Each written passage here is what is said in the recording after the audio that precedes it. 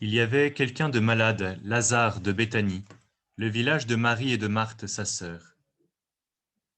Or, Marie était celle qui répandit du parfum sur le Seigneur et lui essuya les pieds avec ses cheveux. C'était son frère, Lazare, qui était malade. Donc les deux sœurs envoyèrent dire à Jésus, « Seigneur, celui que tu aimes est malade. » En apprenant cela, Jésus dit, « Cette maladie ne conduit pas à la mort.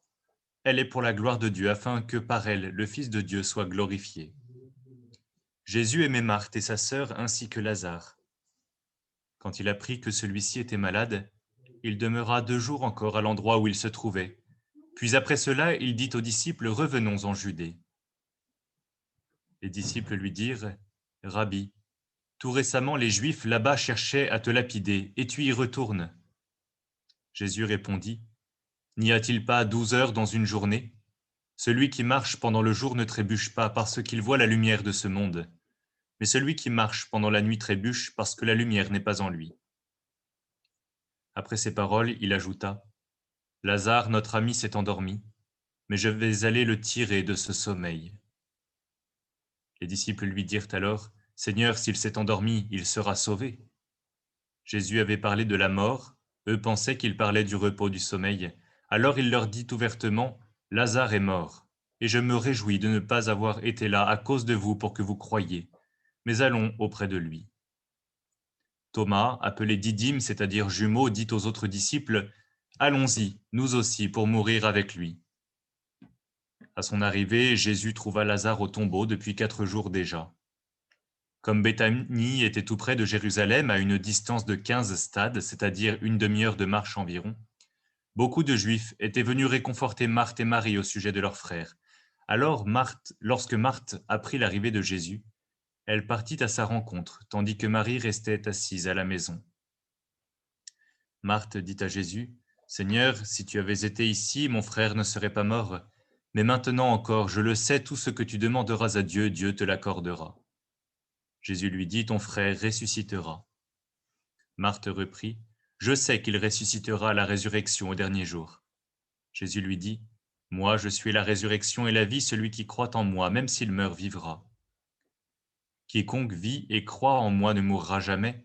Crois-tu cela ? » Elle répondit, « Oui, Seigneur, je le crois, tu es le Christ, le Fils de Dieu, tu es celui qui vient dans le monde. » Ayant dit cela, elle partit, appeler sa sœur Marie et lui dit tout bas, « Le Maître est là, il t'appelle. » Marie, dès qu'elle l'entendit, se leva rapidement et alla rejoindre Jésus. Il n'était pas encore entré dans le village, mais il se trouvait toujours à l'endroit où Marthe l'avait rencontré. Les Juifs qui étaient à la maison avec Marie et la réconfortaient, la voyant se lever et sortir si vite, la suivirent. Ils pensaient qu'elle allait au tombeau pour y pleurer. Marie arriva à l'endroit où se trouvait Jésus. Dès qu'elle le vit, elle se jeta à ses pieds et lui dit, « Seigneur, si tu avais été ici, mon frère ne serait pas mort. » Quand il vit qu'elle pleurait et que les Juifs, venus avec elle, pleuraient aussi, Jésus en son esprit fut saisi d'émotion, il fut bouleversé, et il demanda, « Où l'avez-vous déposé ?» Ils lui répondirent, « Seigneur, viens et vois. » Alors Jésus se mit à pleurer. Les Juifs disaient, « Voyez comme il l'aimait. » Mais certains d'entre eux dirent, « Lui qui a ouvert les yeux de l'aveugle, ne pouvait-il pas empêcher Lazare de mourir ?» Jésus, repris par l'émotion, arriva au tombeau. C'était une grotte fermée par une pierre.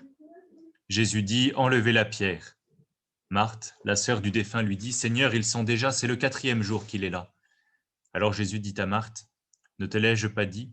Si tu crois, tu verras la gloire de Dieu. » On enleva donc la pierre. Alors Jésus leva les yeux au ciel et dit, « Père, je te rends grâce parce que tu m'as exaucé. Je le savais bien, moi, que tu m'exauces toujours, mais je le dis à cause de la foule qui m'entoure afin qu'ils croient que c'est toi qui m'as envoyé. » Après cela, il cria d'une voix forte, « Lazare, viens dehors. » Et le mort sortit, les pieds et les mains liés par des bandelettes, le visage enveloppé d'un suaire. Jésus leur dit, « Déliez-le et laissez-le aller. »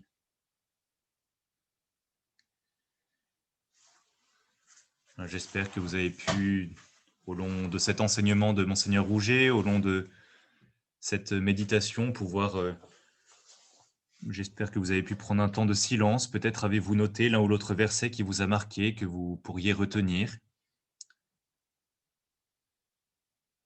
Et pour élargir notre prière, maintenant que le Seigneur est venu nous rencontrer, maintenant que nous lui avons demandé de venir encore et toujours dans notre vie, élargissons notre prière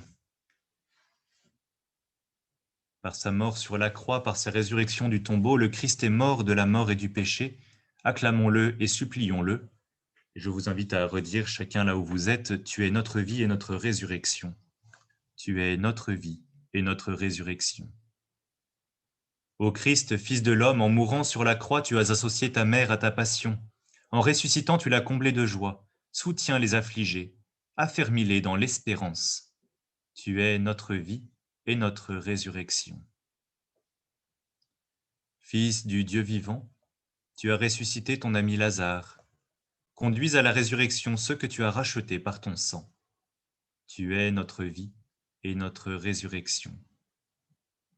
Consolateur des affligés, tu as eu pitié des larmes d'une mère et tu lui as rendu son fils. Apaise la douleur de nos frères éprouvés par le deuil. Tu es notre vie et notre résurrection. Lumière du monde, tu as rendu la vue aux aveugles, révèle ton visage à ceux dont nous avons fermé les yeux. Tu es notre vie et notre résurrection. Éclaire ceux qui ne te connaissent pas, ceux qui n'ont pas d'espérance, qu'ils croient à la résurrection et à la vie éternelle. Tu es notre vie et notre résurrection. Quand nous devrons quitter ce monde qui passe, accueille-nous dans la demeure éternelle du Père. Tu es notre vie et notre résurrection.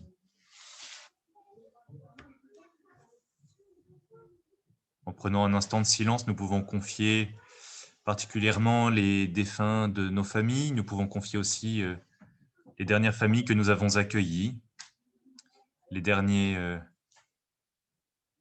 défunts que nous avons portés.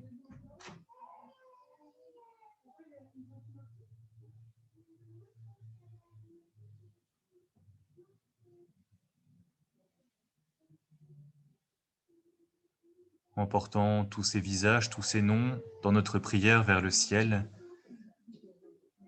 nous nous tournons nous aussi vers le Seigneur en disant « Notre Père, qui es aux cieux, que ton nom soit sanctifié, que ton règne vienne, que ta volonté soit faite sur la terre comme au ciel. Donne-nous aujourd'hui notre pain de ce jour. Pardonne-nous nos offenses, comme nous pardonnons aussi à ceux qui nous ont offensés. Et ne nous laisse pas entrer en tentation, mais délivre-nous du mal. Amen. » Je vais maintenant implorer à distance et à travers les écrans la bénédiction du Seigneur pour qu'il vienne nous bénir tous autant que nous sommes.